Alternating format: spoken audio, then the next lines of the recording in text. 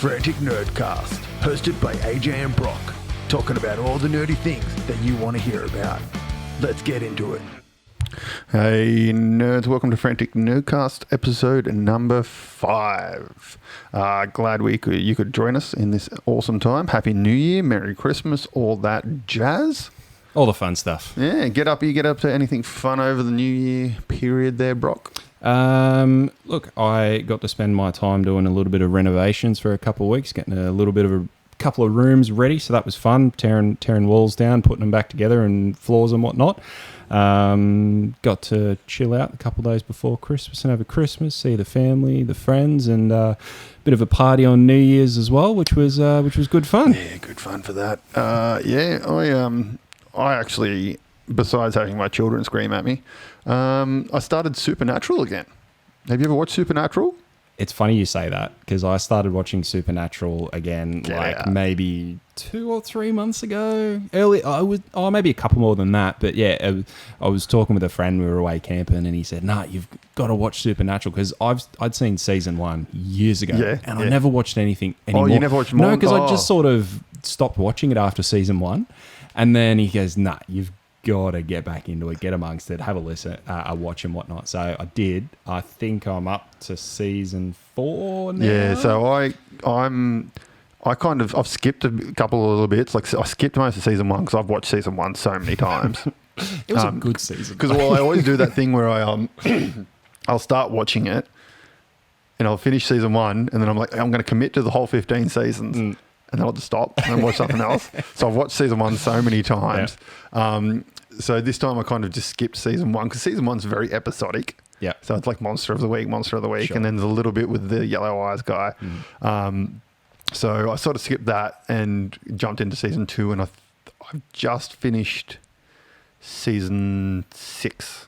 Just finished. Oh, yeah. You're smashing through it then. Season 6, I think it is, or season 7, one of the two. It's the season with the Leviathans. Yeah, right. Anyway, I won't explain anymore because it's going to ruin a few who hasn't seen it. Oh, that's fine. The beauty of, what did we say? It was more than 4 weeks, so I think spoilers are gone. But there's a really good episode in the season that I just finished. I think it was that season, where one of the angels sends Sam and Dean into our world. Right. And Sam and Dean are now Jensen and Jared, the actual people who play them, and they're on the set of Supernatural. So they broke the 4th wall. Yeah, and it's hilarious. Oh, season 6, that's right. It was in season 6, and it's just a brilliant episode. And like, there's a coming up in one of the, I can't remember what season. There's a Scooby-Doo crossover where they go into the Scooby-Doo cartoon. Right. So they got a little bit silly with it. I think usually every season there's like one just weird episode where they do something like that. Yeah. But yeah, it's really good. I thoroughly enjoy the hell out of it. That's why I'm rewatching it. Oh, fair enough. Look, I probably haven't watched any in about maybe 2 or 3. I think just before the Chrissy break here, I hadn't watched any, but I'll have to sink my teeth back into it. Well, I'm committing to it, and then once I'm done, I'm going back to Smallville. I'm going to smash through the 10 seasons of Smallville as well. Oh, see, I haven't watched Smallville in years. Yeah, it hasn't quite held up. I didn't think it would. The first season, I've watched the first season probably midway through last year. Right. And it didn't quite hold. It's still good if you're a fan. Yeah, of course. Because Tom Welling, he's my Superman. Yep. He'll always be my Superman, even though he was never technically called Superman due to legal reasons. But he's my Superman. He's your Smallville. Yeah, he's my Smallville, you know. All right, well, now that we've talked shit, let's get into it, I guess, with TV shows. Some TV show talk. Now, this one, we've got one thing to talk about, which potentially could have been 2, but I haven't started Echo yet because Echo's out now as this episode's coming. I thought it was next week. No, and I turned the PlayStation on and seen it pop up with Echo. I'm like, oh, that was next week. Yeah, I completely forgot. Yes, I completely forgot. And my mate Bushy messaged me today, and he's like, "What's Echo?" And I'm like, "Listen to the podcast." I actually did say that to him. I think he was listening to the podcast when we were talking about the Echo episode. Oh, okay. So hi Bushy, this was directed directly at you. I can see you. But yeah, I sent him a quick little message like, "Oh, Echo is this, blah blah blah blah." But yeah, so Echo will be in the next episode, guys. Yeah, but today is the What If season 2 talk. Now, myself, I struggled with the first couple of episodes. I it's one of the things that I actually thought. Oh, actually, we will just yeah, that's fair. give a spoiler warning because I believe we have to do it 3 weeks now. 4 weeks. 4 You weeks wanted now? 3 weeks, Yes, but yeah. we've got 4. It's 4 weeks, so it is a spoiler. This talk, guys. So what? They released the episodes day by day. They started on like the 21st or the 22nd. So the final episode came out on like the 30th of December or something. No, I like can't that. remember. Yeah. Either way, I 100% agree with you. I found that the first few episodes were good, watchable, get you back into that sort of stuff. But it was unfortunate that it was ultimately 3 or 4 almost fillers. Yep. Until like I think when I got more involved with it was always that episode where something happens and the watcher comes through and just goes, what was that? Yeah. And then that sort of drags you Like back one of the things I disliked but also liked about it is what if is meant to be an issue thing. Like each issue of What If comic is one scenario. Yeah. And then the next comic is a completely like what if Venom was like what if Aunt May got Venom? Yeah. What if, you know, Howard the Duck became the Guardians of the Galaxy kind of thing. That's how the comic is meant to be, which is a good thing that they don't do that in the series, but also a bad thing. Like at the end of the series where it's Captain Carter doing the multiversal Avengers again kind of situation, but this time it's her and the blue chick. Like that was 3 episodes of the What If. Like, yes, they were sort of standalone, but they were connected. Yeah. Which was good. I thoroughly enjoyed that, but it also ruins that what ifness of it. I do get where you're coming from, but I enjoy the way that it links through. I do enjoy that because I find that if it doesn't have that link through, you can lose the interest a little bit. I think if it was something that was not as if it came out a little more infrequently, it might be easier to watch as a single sort of thing. Maybe because it came out day to day. That's why I felt that. Exactly. So, I mean, if it comes out one week, this is the episode, then the next week, this is what's happening, next week, this is what's happening. Then that's how the first season was. Yeah, and you've got a level of separation from it, so you can watch them individually. But this one, again, they just 1, 2, 3, 4. That's where I found the first couple of episodes, they were individual, so I couldn't get into them as much. And then when they linked up, I started to get more into it. Did you like the episode with the Native American chick? What I was going to say I can't remember her name. Was Kahori, that's it. That was actually, that was my favorite episode. That was my second favorite. Yeah. I loved her character. So, and for those who don't know, haven't watched the Kahori, this is her introduction to Marvel. This is her first thing. And I would love to see more about her. Oh, yeah, 100%. Like, that was just a pimp way. She was OP as hell. Oh, yeah, definitely. Definitely OP awesome. As hell. But, I mean, it was an awesome character. The way that she sort of, came to be in that, 20 minutes to explain her backstory. But it was a good backstory. It was a great backstory. Yeah. I would love to see that actually drawn out to a proper backstory around her as a character. That would be a great live action movie. It would be a fantastic live action movie. But even if they just did it as took it and did some form of comic run for it, I think that would be fantastic as well. Is she original really character or is she? This was her first appearance. No, so like full not in comics or anything. Not the comics, not in anything else. Yeah, this was I thought I'd never heard of her before. Her first appearance in the in Marvel. Okay. So, because I thought that, whoever this is, sweet as, I looked into her straight after the episode because, again, similar to yourself, I'd never heard of her. And I'm like, oh, this is her introduction. There's no comics, no nothing. She's a good character. I liked it. Bring it. I don't know if it was Marvel testing the waters or something. Maybe. I really hope it was because she was awesome. Because it is Disney, and Disney are very big about inclusivity and all that kind of stuff. And there's not many Native American characters in Marvel, so why not bring a new one? I think it would be really, no one will really complain because they're changing like race for a role and all that kind of stuff. If that's Native American, make a Native American beautiful. Exactly. My favorite episode was Stark and Gamora. When Stark gets teleported to Battleworld. Oh, really? And the drive. I didn't like that episode. I enjoyed it, man. It was good. It was just good, fun episode. It was a singular episode, but it was the episode that was meant to be in last season. Okay. Because that's the introduction to Gamora. Whether they completely changed what the episode was, because the episode was shit in the first season, they're like, all right, we'll scrap that and we're just going to remake it. But it was the episode that was meant to introduce Gamora from the Multiversal Avengers. Yep. That you saw where she wears the Thanos armor and all that kind of stuff. Sure. That was her introduction. Honestly, that was probably my least favorite. No, mine was the Peter Quill one, where he's the kid and he's got the powers, and so I think like episode 2 maybe. Yeah. Yeah, that's fair enough. I didn't mind. Excuse me. I didn't mind that one, but it wasn't my least favorite. Yeah, I think those ones are sort of like sitting close as just whatever. But yeah, I don't know. The I just Nebula couldn't get episode. around The it. Nebula episode was good. That was a good. good. Was one that to the first one? Yeah, that was a good one to start with too. Yeah, that wasn't a bad episode. It was a bit of a. Oh yeah, that was cool. It happened, but that was one of the ones with the comic where it happened and that's it, and it was just a good story. Yep. Let's move on. Yeah, exactly. Kind of thing. So yeah, I found that good.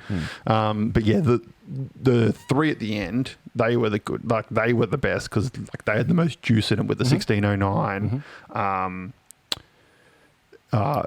Korra. Okay, Korra. That's Avatar.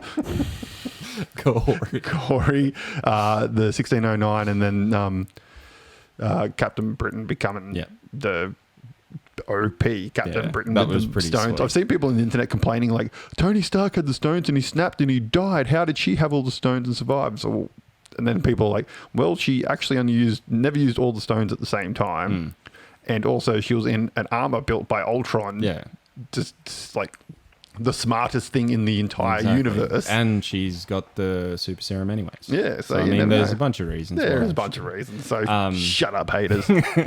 But what I think they could have done is the final episode. I think that could have been stretched into 2. Yeah, I think that was one other thing that I didn't like massively about it is at the end they sort of threw Strange into it, and then he was the bad guy. Like it just sort of bang happened. Like they didn't do anything to sort of either make it a longer episode to sort of make it a bit more robust. Yeah. But no, it just sort of. I mean, he was always the bad guy, even in the first season. Well, he was meant to be on that road to redemption, and I get that he was the bad guy, but he was coming back as it didn't. So it just sort of went right. Here's Strange. He's the bad guy, and then the rest of the episode was them fighting. Yeah, it wasn't sort of like he wasn't really a bad guy though. He was more of an anti-hero. Yeah, true. Trying to save his world. In his mind, he's saving his world, and which he does in the end. And he's only doing it to. Oh no, he ends up doing it to heroes as well, doesn't he? Because he said he was only collecting villains, but then he's actually collecting heroes. That's collecting right. heroes and villains, and the intent was to sacrifice them all. I know that it worked in the end because he just sacrificed himself. Or whatever. No, he got thrown in. That's right. Yeah.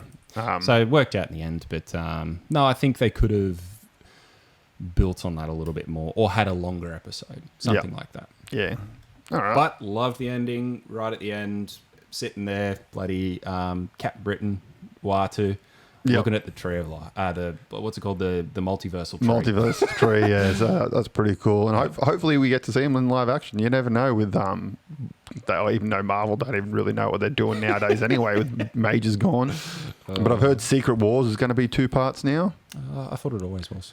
Was it? I thought so. Oh, I think they might be getting rid of one of the other Avengers movies. Oh, they'll have to do something. That was meant to be Kang, because it was going to be Secret War and Kang Dynasty. Yes. I think they're just making a Secret War 1 and 2 now. Oh, okay, right.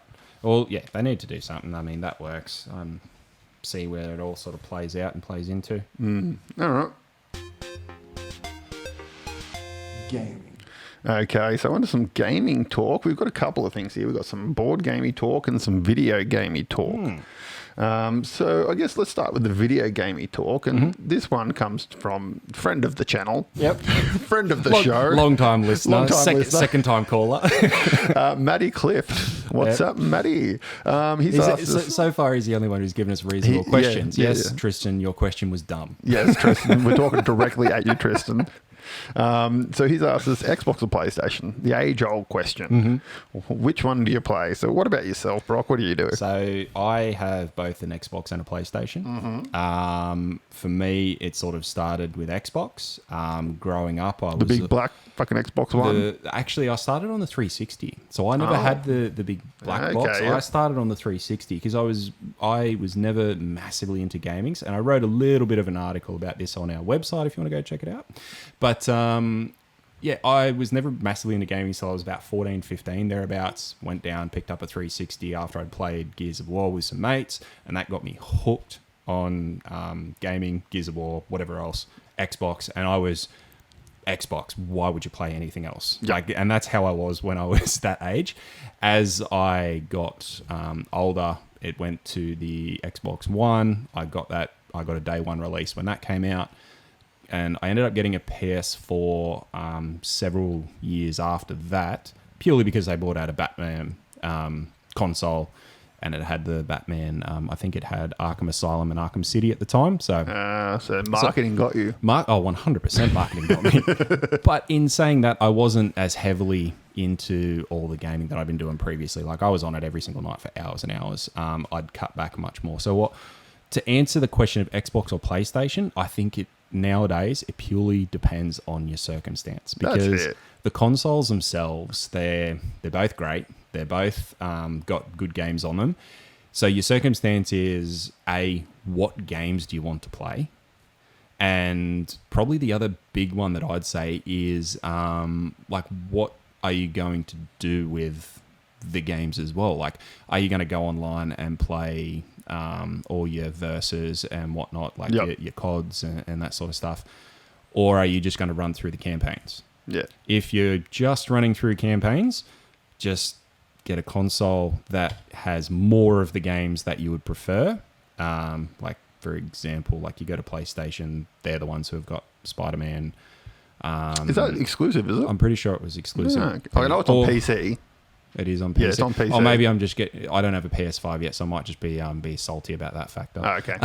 Fair enough. But either way, like there are games through PlayStation which are for PlayStation, and same with Xbox. So if there's games that are more inclined to you that you'd prefer to play, so then you would go to that rather than the other. And then the online factor, I mean, your big ones are probably your CODs and whatnot at the moment. If that's what you want to play online, then if you want to play with mates, find out what your mates are playing it on and sort of follow suit. Yep. Or if you don't want to play with your mates, find out what they've got and get the other one. I mean, for me, it was, and I'm going to go against the Xbox or PlayStation debate here and just say Nintendo 64 is the best console ever fucking made. Nothing has ever topped that console. It was phenomenal. The controls looked like giant three-ended dildos, but they worked so well. And it was just the best console. Mario 64 is the best game ever made. Fight me. But if we're into this conversation, like I had the PlayStation 1, I've had PlayStation 2, I've had PlayStation 3, I've had Xbox One, Xbox 360, Xbox One, and that's about where I stopped with the consoles because I kind of stopped playing video games. Sure. And got more into board games, all that kind of stuff, which we've talked about before. And I still don't really play video games. I've kind of pulled them back out recently and just started playing them again, like my PS3 and the Xbox One. In all honesty, I'll play the PS3 over the Xbox One any day of the week because Xbox One, every single game you put in that fucking thing, you have to install it, fucking update it, all that kind of shit. Yeah. Put a game in the PS3, that motherfucker runs straight away. That is one thing I'll say about gaming these days is it is it's infuriating. It is a painful time to just play a game. Like, I just want to put the disc in and play the fucking game. Exactly. I don't want to sit there for 3 hours while it updates or installs on my fucking system. Oh, you can't install it. You don't have enough space. Delete something. I don't want to delete something. I paid $90 for this fucking game. I want to play the fucking game. Yeah. Why would I bother buying a disc if you're not going to fucking put the game on the disc? Exactly. It's infuriating. And that's where now you get the consoles where you actually download the game. Yep. Yeah. So, like the Xbox... What are the new ones called? Xbox S series. S series, and it's like no disc drive or anything. It is there, basically. But in all honesty, out of all the modern, what next gen consoles that are out at the moment, I will play the Switch over any of them. It's funny you say that as well because I mean that's the other thing. Like the Switch, which is pretty consistent with its gaming and whatnot. Now that the Switch is out, they've done away with more of their Game Boy, like it's essentially merged their Wii and their DS. yes. Yep, exactly. So it itself is a great console. It's fun. It's super portable. Like it's got. I mean, yeah, it doesn't have the graphics power, but yeah, no one can see me doing the quotation marks. So I apologise. And again, like it just comes down to what your preference is. That's so if you want something that does have that little bit more of a portability, then a Switch could be right up your alley. I mean, as well. and also Nintendo doesn't have the game library that Xbox and PlayStation have, which is cool for gaming. You understand, like people that like video game playing, they will buy a PlayStation, Xbox, or a PC. Yep.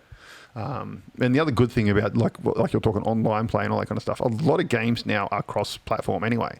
So if you've got an Xbox and your mate's got a PlayStation, a lot of games you can still play multiplayer online with those different systems now because they're all built on the same infrastructure and all that kind of shit. So it's not really that much of a question anymore, in my opinion. Yeah, exactly. I think, as I said, Maddie, go out, have a look at what games you want to play, find out what you want to do with those games, and then once you've done that, flip a coin and see where it lands. Yep. And then just sit there and play, and then when your partner comes in and says, "Why are you playing video games for?" just say, "You know what, go away." I just wanted to press that button. All right, on to our other plate of gaming talk. What was our first ever TCG or CCG and all the likes that we purchased? So I personally, I've been playing them for a long time, a lot longer than you. So my first CCG that I got, I didn't actually play it because I didn't understand that it actually was a CCG.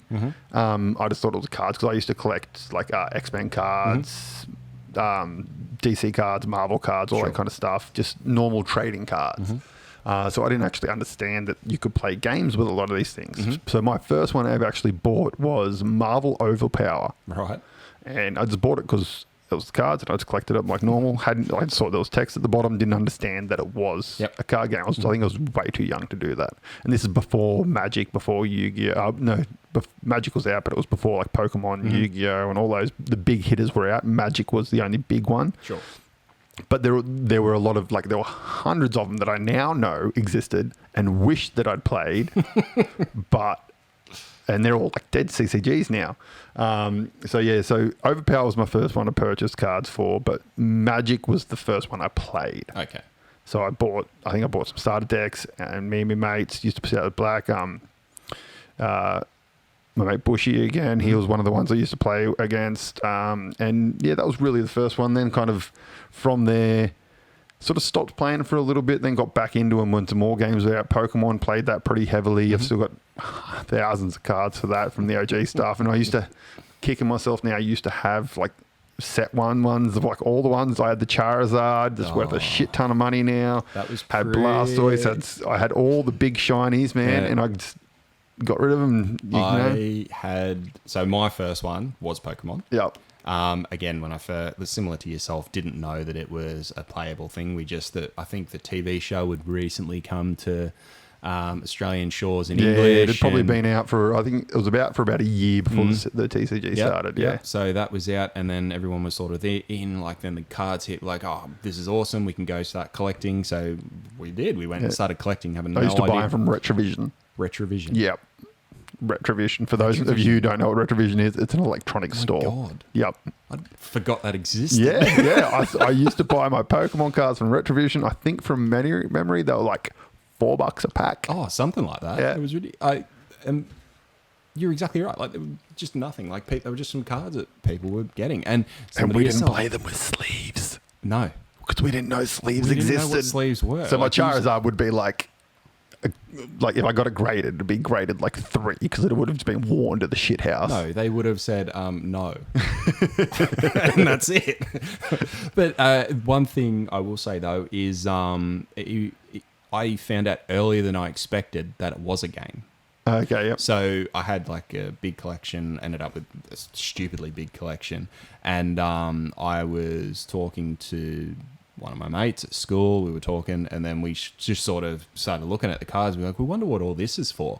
And then we found the rules that came with the box, and then actually went through and this is a game. Yeah, so that's and then so we gave it a try. Yeah. Like it would have been absolutely horrible taking about 14 hours to play one hand, but we surprisingly picked it up earlier than expected. Yeah, and well, Pokemon was an easy game to play as well. That's the good thing. Like when you bought the starter sets, it came with the rules and all that kind of stuff. Whereas when I bought back in the day, when I bought Overpower, the starter set didn't come with rules in it. So it was just Kind of like thing. it was like here's your collection pack. Here's your collection pack kind of thing. So that's why I never really knew it was the game. And then, like, I think there was a couple of other ones that I bought here and there from, like, a card shop that used to, you had to buy and sell trade cards at, and I just buy booster packs. Yep. Also, again, not knowing that they were CCGs and all that kind of stuff.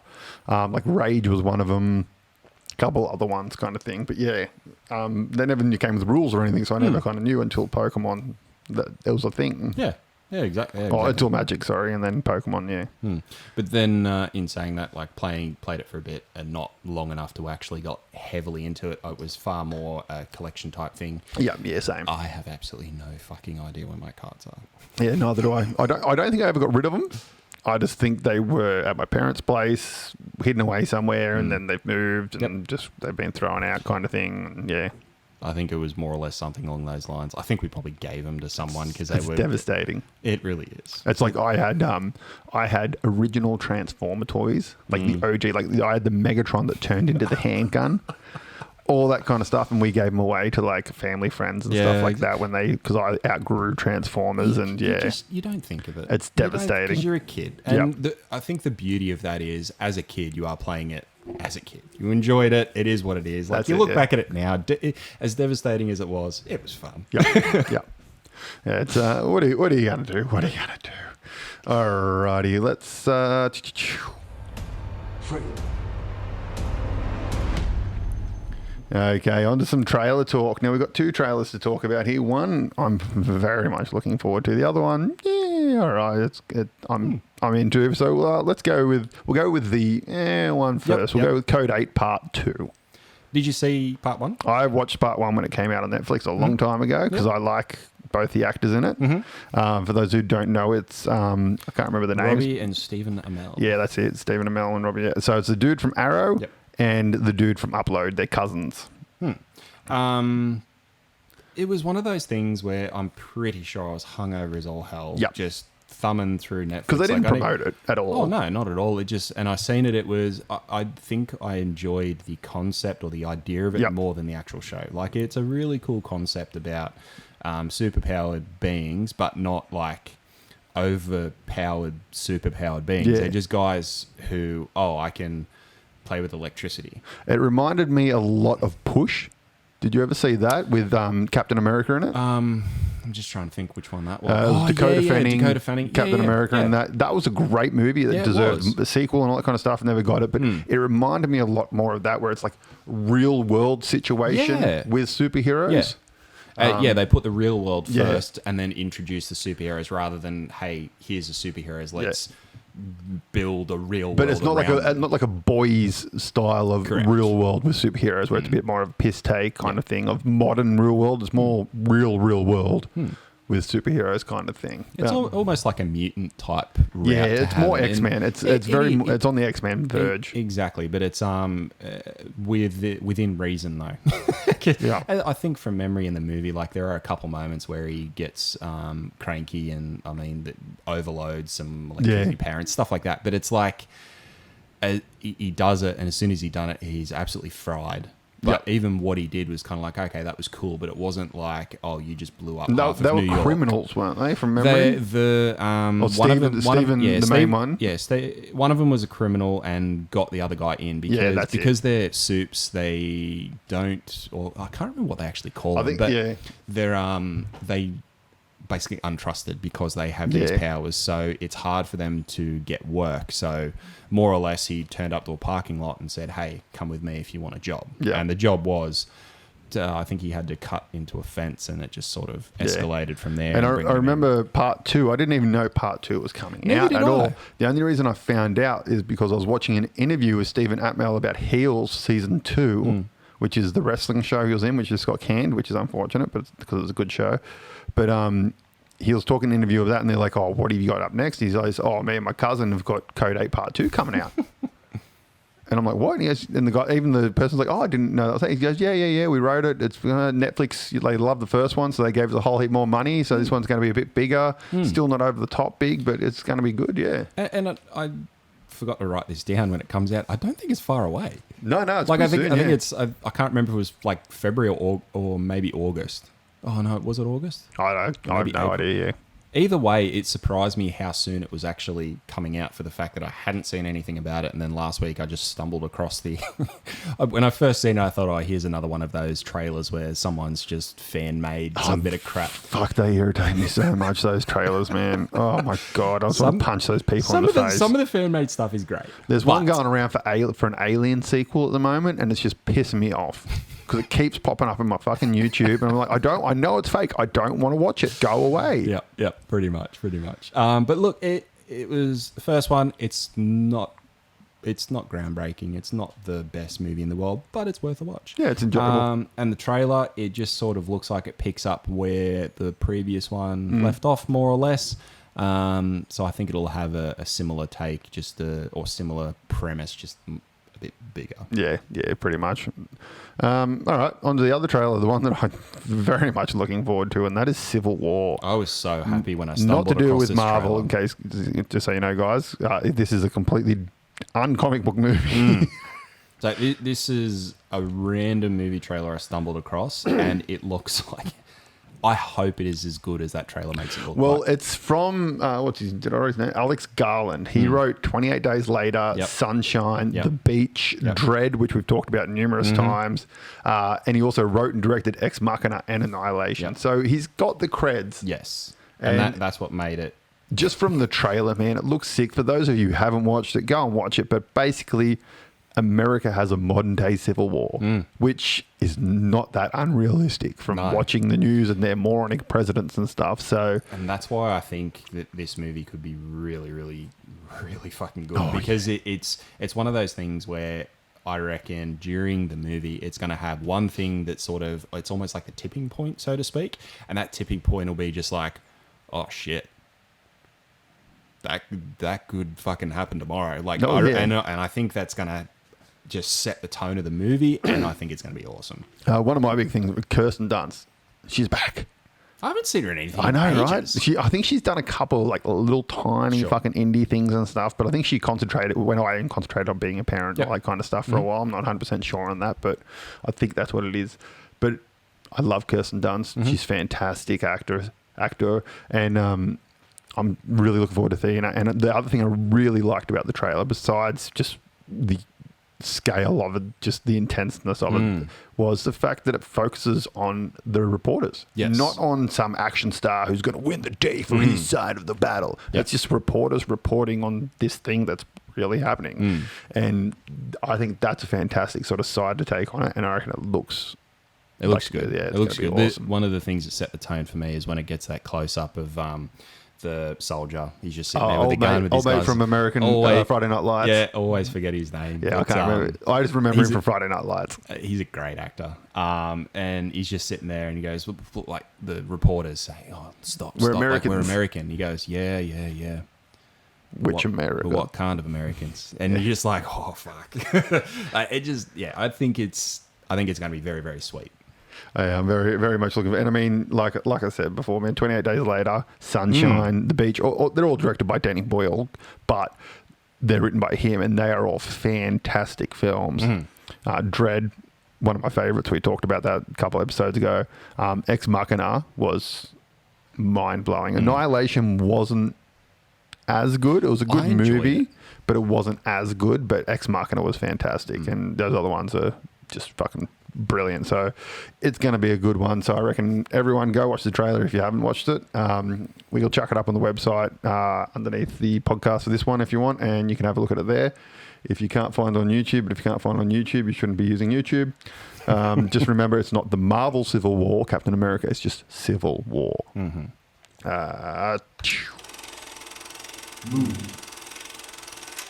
Okay, on to some movie talk. So let's talk about the first one, Rebel Moon. Do we have to? We talked about this a couple of episodes ago. We were excited. I was excited about it. I'm pretty sure you were excited about it as well. Look, it was a good movie. It was enjoyable. but fuck me, did Netflix ruin that film? It looks Because I didn't find out until after I watched it, and then after I heard this, it made a lot of sense that Netflix deliberately cut it down to a PG so that they could then release a fucking R-rated Snyder cut of it. Yeah.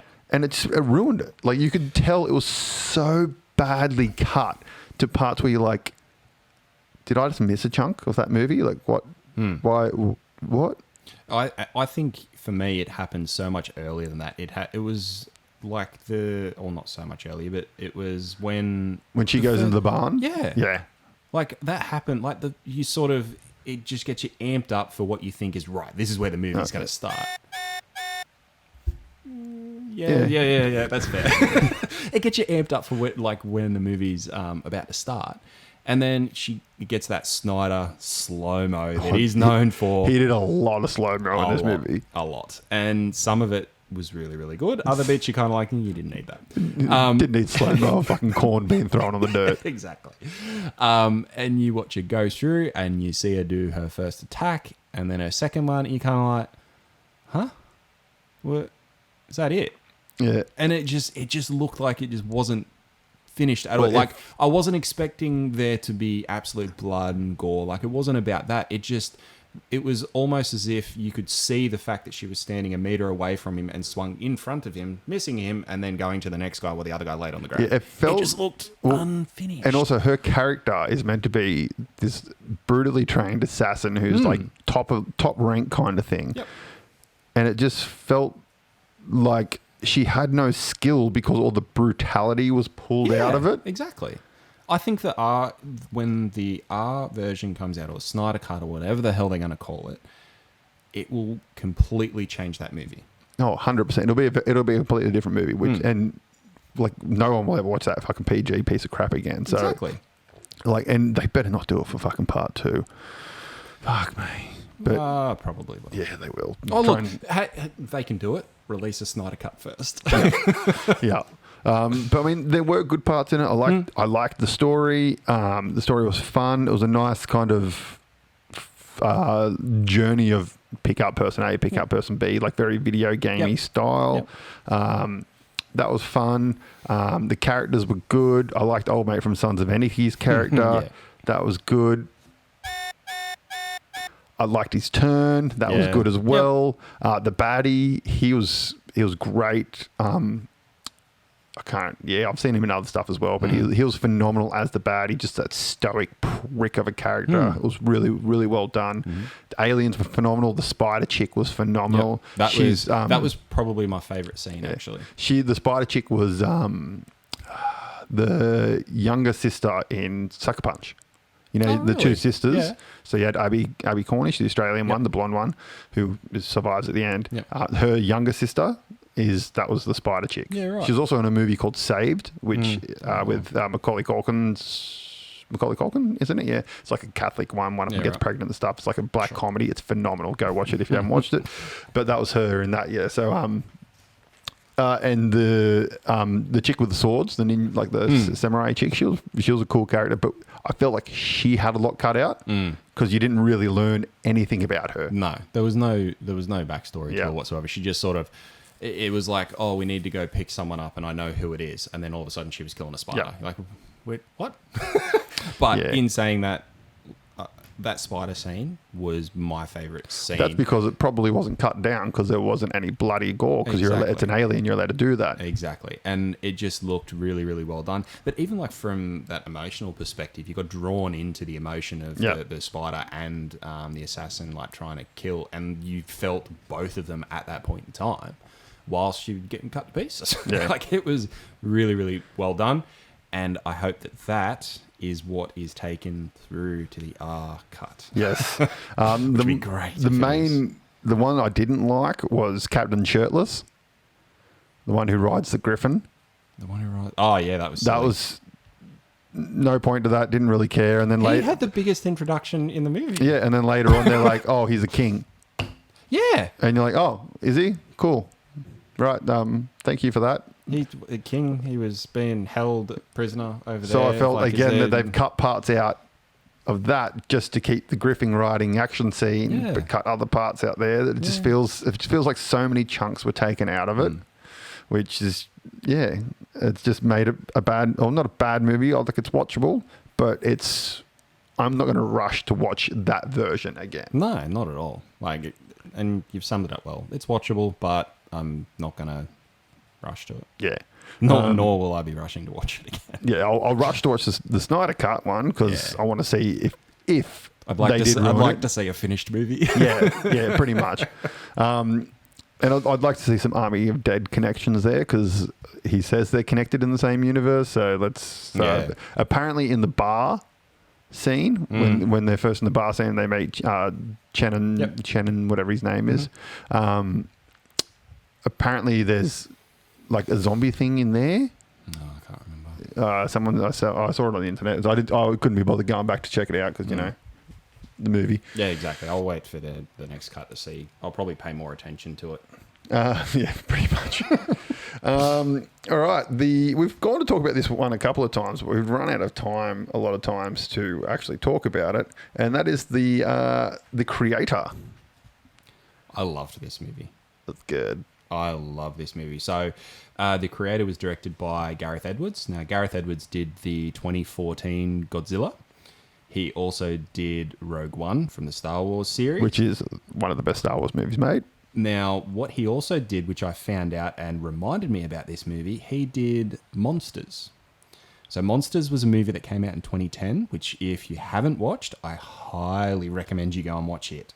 It's basically American, the world's been invaded by some form of big-ass monsters, and it's a horror-type sci-fi flick where this particular person is trying to get from... He has to go pick up someone's daughter and take her through South America up into America. Yeah, exactly. Brilliant film. I absolutely loved it. Yeah. If you haven't seen it, go and see it. Also, fun fact on that one, we'll get back to the creator, but that movie cost him $15,000 to make, and it was him, a sound dude. The chick is his wife, I believe. I didn't know that. I think it's his wife.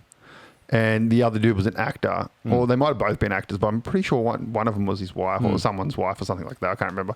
But it was him with the camera and a sound dude. Yep. And 90% of the people in it are real military, they're real guns, all that kind of stuff. He did all the visual effects work himself because he was a visual effects artist before Monster. Yep.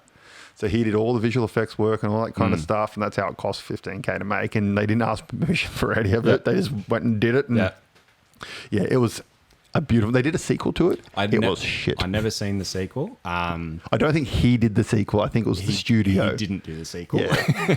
But look, slight sidetrack, but yeah, Monster, brilliant film. Go and have a watch of it. But The Creator, this movie is an absolutely incredible take on the human AI element. Yeah. Like...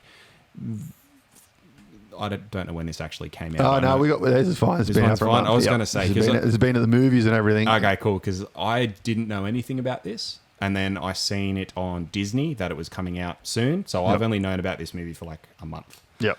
Came out on Disney just before Christmas. Absolutely incredible take on human versus AI versus human, whatever way you want to put it.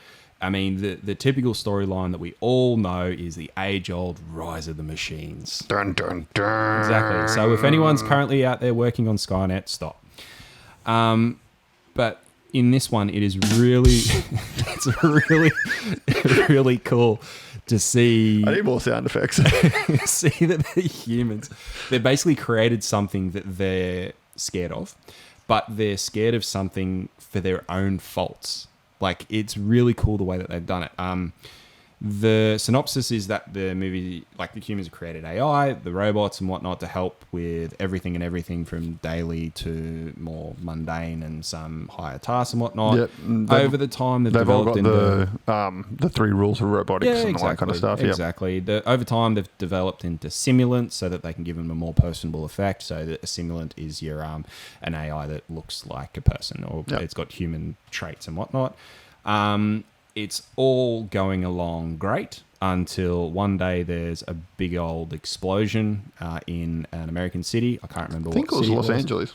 Possibly. Yeah. Either way, there's a big old explosion that's caused, and immediately they blame AI. They say, AI, what have you done? It's the AI uprising. What the hell? And the movie sort of set around that and how... And America go to war with the AI, but Correct. no other countries do. Correct. Yeah, so it's only America that's going for the war kind of thing. So basically, it's America coming from the west, and they all settle in the east. It's typically around like I can't remember if it was Japan or China. I think Around it was Japan. Japan. Either way, through Orient and whatnot, for them staying in that area, and more or less the AIs and the humans in that area are getting along fine. They're all happy. Like they sort of, you're bad for doing it, or the Americans say you're bad for liaising with the AI, but I mean, nobody else has got an issue with it, so Americans go away.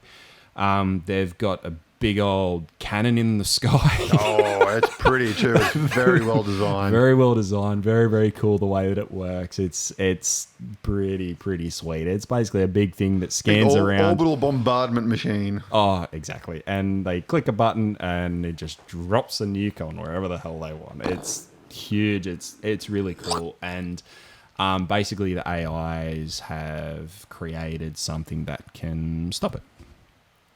That thing that can stop it is a simulant, and it's a simulant child. My understanding is that it's like the first of like a simulant child that they've been able to create. And the idea of this particular child simulant is that it can actually grow.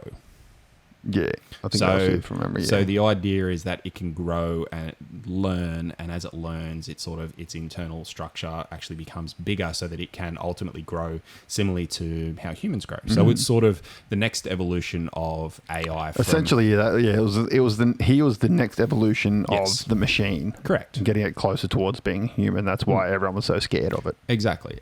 And it had the ability to sort of control other mechanical and electrically inclined things, whether it be vehicles, toasters, or a big bombardment machine up in the sky. So it's sort of set around a guy, what's his name? John David Washington? Yeah, Washington. Yep. Denzel Washington's kid. Yep. So he's more or less meets the simulant, goes along for a journey. I actually really liked their relationship. Yeah. How it sort of, what the fuck, I need to kill you. And it develops over the course of the movie really, really well for him actually starting to care and seeing. Because that comes from also, this isn't even a spoiler if you haven't watched the movie yet. It comes from at the start of the movie, he's with a chick. Yep. You find out she's like Denzel Washington's kid. He's got this chick. You find out she's pregnant, and then she gets hit by the bombardment and killed. Yep. So he sort of lost his child. So when he meets this thing, he's going to try and kill it, but then he kind of starts to get that fatherhood instinct and try and protect it because he lost his child. Yep. Which is really good. And the woman who plays the mother of the kid, she's the one from the Eternals. Yes. And she's also, funnily enough, in a show called Humans, a British show, where she plays an AI simulant. Oh, there you go. Yeah, which do have an uprising against the humans and all that kind of stuff. It was meant to be, wasn't it? Which is a really good show, the Humans show. Yeah, so I really enjoyed that factor. It's a well-written story. Yeah.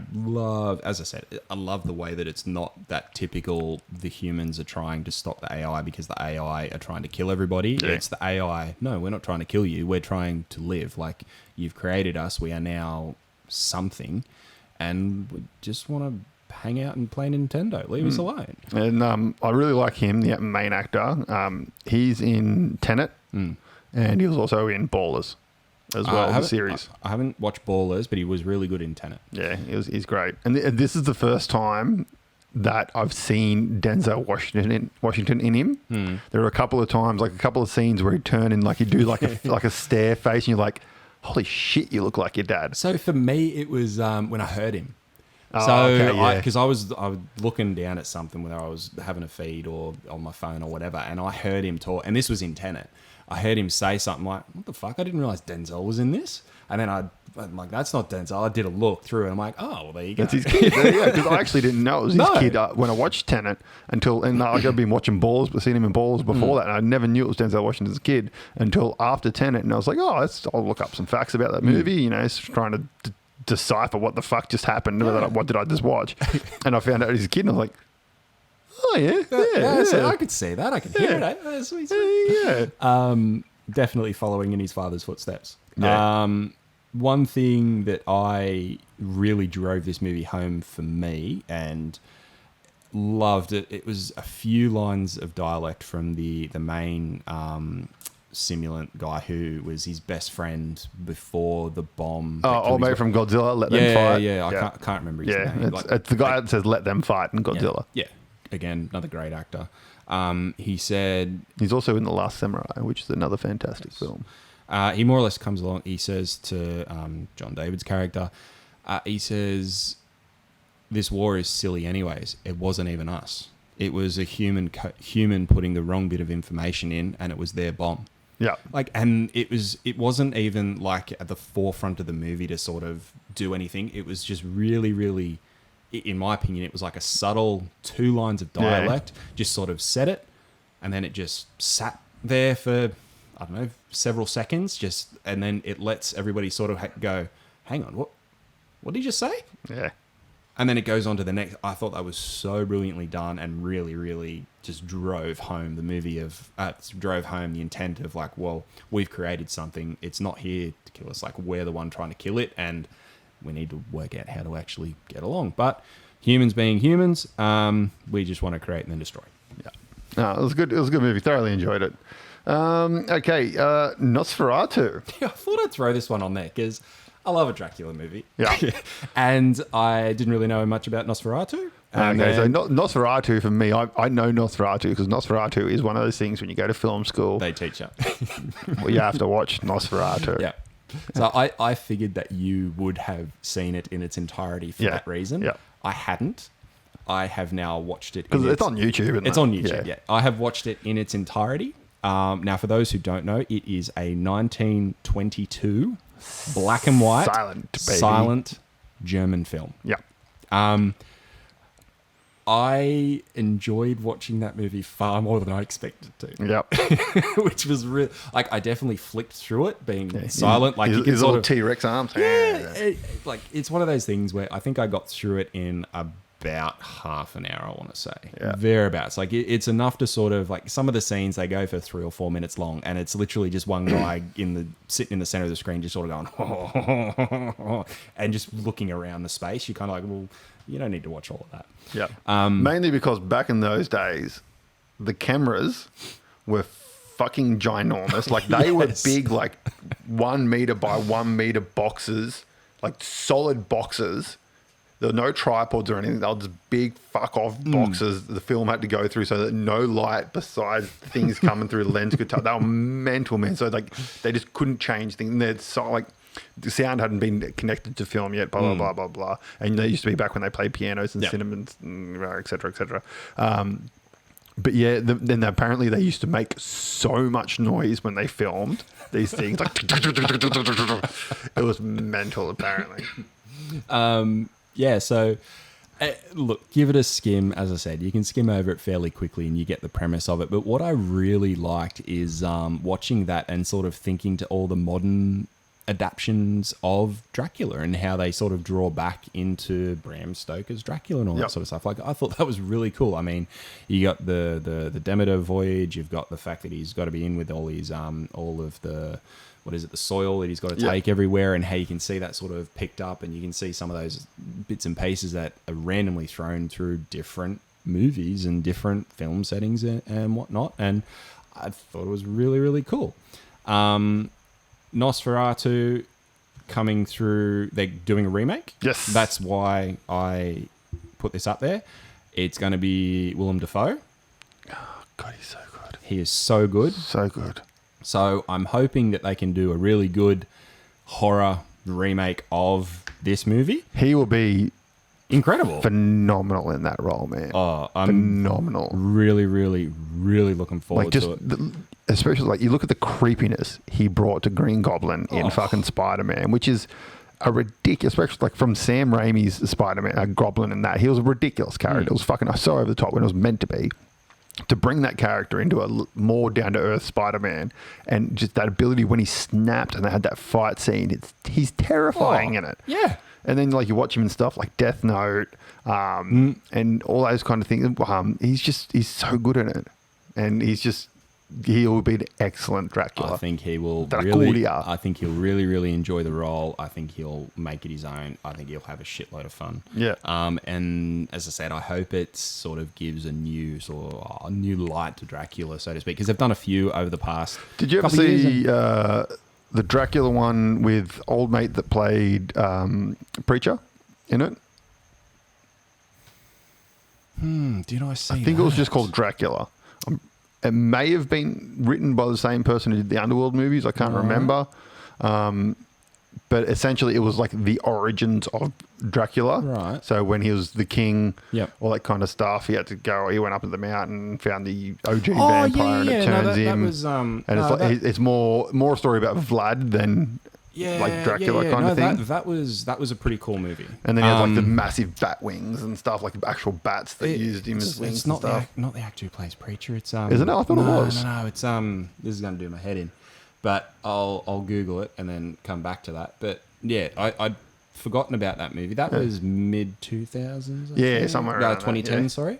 I thought that was pretty sweet. It set it up for a sequel. Yeah, it was meant to be. I think they were trying to do a shared universe with it. And it never happened. Yeah. Unfortunately, as some things fall by the wayside. I think if they could have kept that going, that would have been a good revamp for Dracula. Because I mean, the two of the more recent ones that I know of are Voyage, The Voyager of the Demeter, Yeah. which I haven't actually seen. I heard it flopped and was just really, really. I don't think it got much of a release. No. I don't remember seeing the trailer for it. I read, like, I watched reviews, and because the only review channel I watch is Jeremy Johns on YouTube. If you watch him, he's fantastic. He raved about it from memory. Yeah, right. Okay. And that's the only one I really sort of heard the review of, but I'm just waiting for it to come out so I can watch it. Yeah, so I'm pretty keen to see that and give it a gander. Like, I'd still like to watch Apparently it. it's really good horror. That's what I said. hope for, because I prefer it when it goes much more. Did you watch Well, you find it? Luke Evans. Luke Evans. What was he in? He was Dracula. Yeah, what else was he in? Oh, the other guy he's in it. He's in it? I knew he was but in he's it. someone else. Yeah, I knew the Mehmet dude that played Conqueror. Preacher was in it. Luke Evans, he's in... Oh, he's the guy who they have. have the fight with. That's the big fight. Yeah. He's the other king. Yeah, Luke Evans is, I don't know, he was in the Fast and Furious at some point. He was... Everyone's been in the Fast and Furious. He was one of the main guys in one of them. But he was also in Lord of the Rings from memory. But back to Dracula. Did you watch the series on Netflix? The short series, the 3-part. Yeah. I really, really enjoyed the first one. Yep. The first episode. I think episode 2 was The Voyage. I think episode 2 I didn't enjoy as much, but yeah, it was The Voyage, and then episode 3 was The Future. Kind of Or lost modern day. me a little bit. So that was done by the guy that did Sherlock, the series Sherlock with Benedict Cumberbatch. Yep. Him and his writing partner. Side note, how good's that show? Fucking brilliant. Well, the guy that plays Sherlock's brother in that show, he's one of the writers. Yeah. And Stephen Moffat is the other writer who used to be the showrunner for Doctor Who. Right. He did the Matt Smith era of Doctor Who, which is one of the great eras. So Stephen Moffat and him they wrote it, and Sherlock's is phenomenal, and the guy that played Moriarty in that, like, the best depiction of Moriarty ever. Yes. But the Dracula, I really enjoyed the whole 3 episodes of it. I wish they did more of it. But yeah, they only ever do 3 episodes for shows. From memory, that's what I think that's what left a sour taste in my mouth as well. The fact it was only 3 and I wanted more. But they're movie length episodes as yes, well. they were. They're So it was about their own mini movies that just happened to connect together. Because it was about 4.5 hours worth, wasn't it? Something like that. But no, I enjoyed that. It's probably one of my favourite depictions of Dracula, I reckon. Yeah.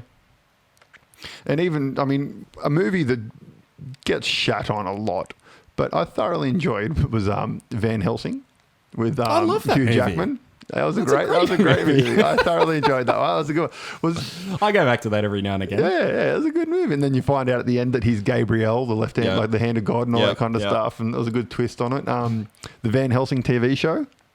I haven't actually watched that. Oh, sorry. I've started that, Yeah. but I haven't.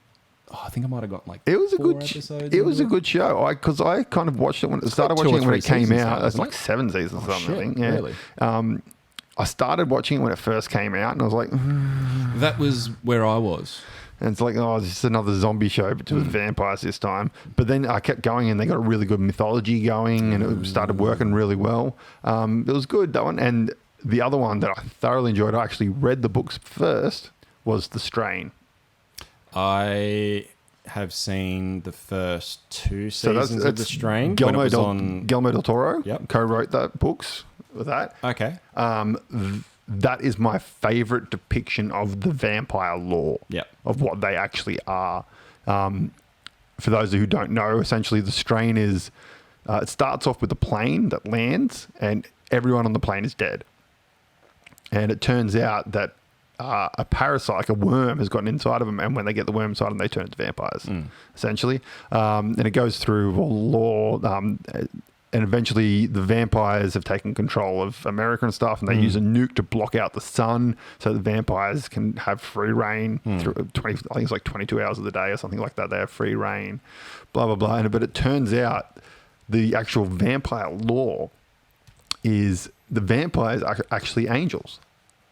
And what happened was one of the archangels was killed, and his blood went into the soil. And I think from memory, it was like a worm ate the blood, and then someone ate the worm, and they became the first vampire. But the vampire's origin actually comes from angels. Right.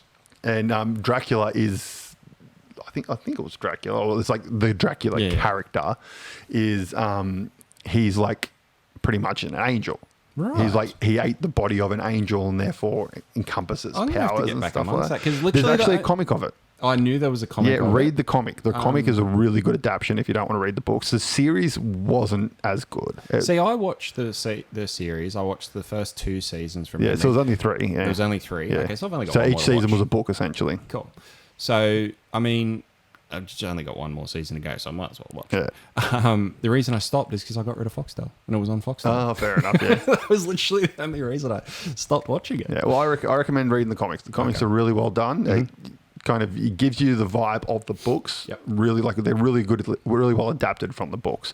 I found the show to be a bit too Walking Dead-ish. Yeah, okay. For my liking, because I'm not a fan of the Walking Dead show. I like the comics, but I wasn't a fan of the show. It was just a bit too, it's another fucking zombie show kind of thing. The first season or 2 of Walking Dead was good. Yeah, But then after that, it just went shit. yeah. But yeah, I think that's one of my favorite depictions of vampires in that show. I'll have to get amongst the comics. Not particularly Dracula, but vampires in general. Okay, well, one more thing for movies. Our favorite adaptation of comic to movie. You can go first, mate. All right. For me, it is The Dark Knight, which got converted into the 2-part animated series. 2-part animated movies. Oh, that was... Fuck, they did that so well. Brilliant. That's Frank Miller, isn't it? Yes, it is. Yeah. Frank Miller. If you haven't watched it, it's a 2-part. Go watch it. It is absolutely incredible. It is... Didn't even think about animated. It is old man Batman who's come back because the mutant clan is starting to go a little bit rogue through the city. He's just there to sort them out. That's more or less the first one. There's a bunch of other stuff that goes on through there. I mean, you get reintroduced, like Joker's there. He gets reintroduced in some way, shape or form. Harvey Dent's in there in some way, shape or form, and how they sort of play through that character development and whatnot so he can do what he needs to do. And then part 2 is more or less Superman coming along and saying, big ending. Superman comes along and says, you got to stop what you're doing, Bruce. Like, you can't be doing this anymore. And Old Bruce too. It was like old fucking haggard Bruce. And Bruce... Kind of Batflecky. Yeah. That's where he got Batfleck from, yeah. Exactly. And he sort of... Bruce turns around and goes, Superman, Clark, get the fuck out of Gotham. I'm going to put a big fucking suit on and belt the living shit out of you. And that just sort of goes as it does for a while. And literally, like, the whole premise of the end of the movie is Batman in his metal suit, in his metal armor, versing Superman. And the intent of doing it, he stands over him at the end, and from memory, he says something I want you to remember this day, the day that a man beat you, or something like that. I think it is. Remember that one man beat you. Yeah. Imagine what we could all do. Yeah, something like that. And you just think, you just beat the fuck out of Superman to show him that you could. Yeah. And that was just so well done. And they did a poor version of it in Batman v Superman. Martha! Like that was so dumb. Don't get me started on Martha. Like, that was, okay. I loved BVS, except for that. Love the movie, except for that. Now, if they went more so down the route of, I beat the fuck out of you because I can, and I need to show that I can, brilliant. Which is exactly what the Dark Knight did. I can beat the fuck out of you, so I did. Go away. That's my favorite. Absolutely brilliant. I haven't gone too much into the detail other than giving you the biggest plot point at the end. Still highly recommend. There's no spoilers. The comic's been out for fucking years. It's one of the most famous Batman comics ever written. The late 80s or something. Yeah. Absolutely brilliant. Go read the comic. Go watch the movie. It is 2-part. Absolutely fantastically written. Now, I struggled with this one personally because I love comic book movies. There's so many. One of my first thoughts was... I'll think of another one in a week. By far, it's not the best adaptation by any means at all. Like, I watched it back not that long ago, but it was pretty shitty. The Spawn movie. I say this because when that came out at the movies, I went and saw that 6 times at the movies. Yep. I thought it was fucking awesome because I loved that comic as a kid, man. Like, it was just brutal, it was blood, it was just fucking the whole concept of the character is fucking amazing. The cape. So I went and watched that so many times. It was fantastic. I loved it. Not the best movie by any means at all. He's doing a new one. Jamie Foxx is playing Spawn. I've seen that. Whether it comes out or not, whoever knows, but apparently it's in the works. My other one... I went from that to the Spawn animated series, the HBO animated series. Watched that. I've got it. I'll give it to you. It is so fucking good, man. It is the comics come to life because it was done by Todd McFarlane. Like, it had love put in. It had the creators' love put into it. Because if anyone doesn't know, Spawn is done by Todd McFarlane and Image Comics. And Image Comics was founded by a group of artists who used to work for Marvel and DC, who got fed up with the fact that they didn't own the rights to any characters they created. Yeah. Like Todd McFarlane created Venom. He doesn't have any rights to the character of Venom. But so they all got pissed off. They left. They founded Image Comics, and the sort of bylaw of Image Comics was you create a character, you own that character. You get everything to do with that character. You can do whatever you want with that character. And Spawn was the big one in Image Comics. And I think they're about to release issue 350 of Spawn. And we'll talk about Spawn at another point because it is a phenomenal comic. But yeah, that Spawn animated HBO series is sensational. But that's kind of one of my favorite ones there. The other one that I've only just thought of, just because you mentioned the Dark Knight animated one, was the Flashpoint animated movie. It came out recently? Not that, it was about 3-4 years ago now, I think. And it kind of wrapped up that arc of brilliant DC movies, kind of that new 52 era DC movies. They were some cool movies. And it wrapped it up and led it into the next era of movies. Because if no one knows the story of Flashpoint, don't watch the Flash movie because that was a fucking bad adaptation of it. The actual story of Flashpoint essentially is Barry Allen wants to save his mum. He goes back in time. The best way is the comic. Yeah, he goes back in time, essentially saves his mum, and that creates a fucking cascading butterfly effect of things that change. So when he comes back to modern times, essentially the big thing that's happening is Wonder Woman and Aquaman fuck. Mira finds out. Wonder Woman kills Mira. So the Atlanteans and the Amazonians have started a war, which pretty much destroys nearly the entire world. But then you've also got these side things where Bruce Wayne dies instead of his parents, and his dad becomes Batman, who's just this grizzly old fuck that shoots people, and his mum goes crazy and becomes the Joker. Side note on that, I would love to see the BVS arc for those two in a. Oh my god, those two, that would be. Anywho, like Superman was kept in. He landed in Russia and he's kept in a fucking thing and becomes super weak, and they have to try and get him out to help try and save the day. And it's just a sensational one. And then it turns out that it's all actually Zoom who's doing this to Barry and stopping him from being able to traveling back through the Speed Force. But Zoom's actually dying, but he's not dying because he's moving so fast. The bullet hole in his head isn't doing, and it's so many things that are happening, and they come back and he fixes it. But then right at the end of it, and again, this isn't a spoiler because the comic's been out for so long and the movie's been out for long enough. He ends up having, they're like, a whole heap of these heroes have died after these battles with Darkseid and all this kind of stuff, and they're just like, Barry, just do it. Yeah. And Barry just fucking runs across the water and just changes everything. And then that goes into Constantine movie. Yeah. Which is Justice League Dark? No. This is just a Constantine House of... Oh, that was a 3-part thing that... That's actually the gap between the end of that arc of DC movies, and it's Constantine with Spectre. Yeah, Spectre, the big white dude with the green cape. Him kind of, and Constantine making a deal with that, and then that leads into the new style of movies with the new art style and all that kind of stuff, and you see it change in that Constantine one, which is pretty cool. I've only just thought of that, so that's another one on the list there. And I suppose on the note of that, we would just spoke about a few animated bits of like the comics and the comic adaptation. Some people I know will just sort of go, "Oh, it's just another cartoon." They're not just another cartoon. Not in any bit. Oh, I mean, people listening to this wouldn't. Yeah, but I mean, like the people who are maybe on the fence whilst listening to this. Yes, this is true. Go and watch the animated movies for these types of things in the adaptations because they are so incredibly well written. Perfect. I want to talk about a lot of things I've said in here. We're going to talk about, but a perfect one for people who want to. If you like comics, but I don't want to watch cartoons and stuff. The Batman animated series. It's just come on Netflix. Yes.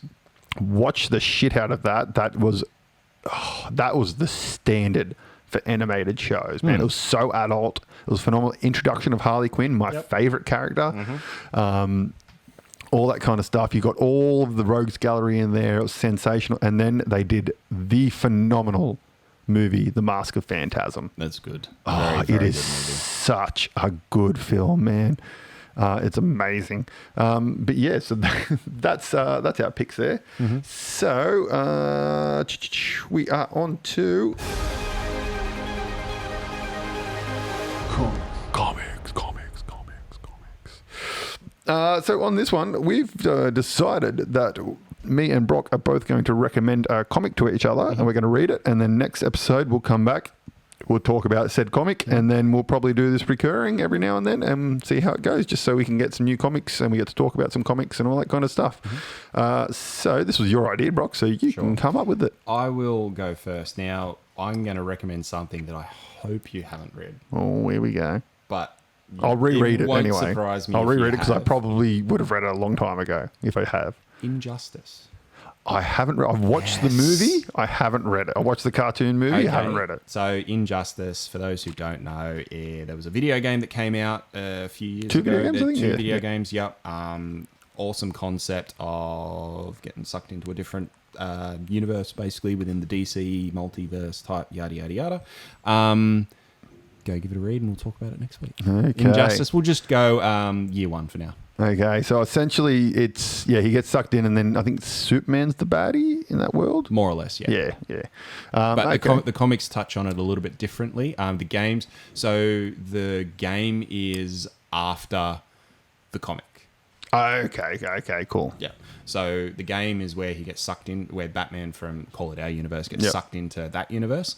Earth Prime or Earth 1, is that what they call it in DC? I can't remember in that one. But anywho, this Injustice is more or less, the comic, is prequel to that. Okay. Yeah. So, and it's really, really cool. And it's not about our world Batman. It is purely on if their world. Yeah, what okay, happens yeah. in their world. Cool. It's really, All right. really cool. All right, yeah, definitely. I'll give that a read. I was going to recommend one for you, but it's one of those ones where there's so many different issues and they go left, right, and fucking center that it just would have taken you so long to read. And that's Dark Metal, DC Dark Metal. Yep. It's so good, but there are so many different things you have to read for it that it's just a bit of a fucking nightmare to recommend that. So I'm going to go to one of my favorite comics that I've read. I've mentioned this before. I think it was one of my adaptation ones or something. No, I don't know. But I've mentioned before, and that is Return to Wonderland. Okay. So this is done by Xenoscope Comics. Their main comic is called the Grim Fairy Tales, and it kind of takes all the fairy tales but tells the real or the OG versions of them, like the more bloody versions and the kind of stuff like that. We have spoken and about this essentially, as well. Return to Wonderland is based on Callie, Alice's daughter, which is actually an anagram of Alice. And essentially, without ruining anything, it starts. Alice commits suicide, so old age Alice commits suicide at the start of it just because she's gone fucking mental from the time spent in Wonderland. Sure. And Callie then gets sucked into Wonderland, and Wonderland ain't what it used to be. It's a fucked up place now. And essentially that's it. And then I'll get you to read the first one, first trade back, which is 6 issues smashed together. Sure. Then there's the 2 sequels, and then there's mini-series that follow. I've never actually read most of those mini-series ones. I've mainly read the 3 trade packs and then a couple of the collect. Like they do like a Red Queen one, a Mad Hatter one, kind of thing, like individual focusing on the other characters. But yeah, Return to Wonderland, it's fucking phenomenal, and I'll get you to read that one. All right, marvelous. All right, well that's it, guys. That's it for episode 5. Don't forget that we've got the website franticnerdcast.com that you can head to. Every now and then we're going to be putting some articles up that you can have a little read through and peruse. Head to the Facebook page. You got any questions or anything like that? Anything you want us to talk about? Chuck them on the Facebook page. And also, if you want to throw in some, whether it be some comics for us to have a gander at, some games to give a try, board games, CCGs or whatever, or that would be awesome for you guys to reach out and come along the journey with us. Yeah. All right. Thank you very much for listening, guys, and we'll see you next time on Frantic Nerdcast. Catch See ya. you later.